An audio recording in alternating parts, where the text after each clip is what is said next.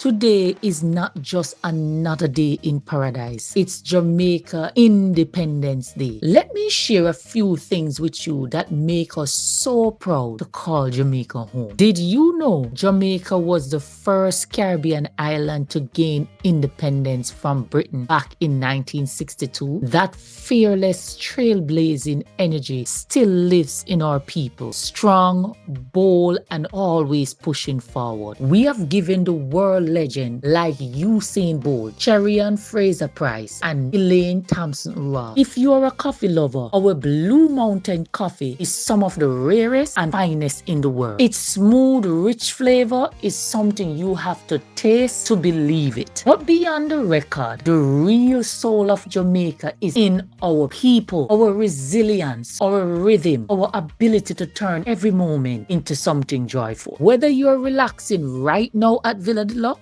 or dreaming of your next visit, just know you are experiencing a country that is rich in spirit, fierce in pride, and always ready to welcome you like family.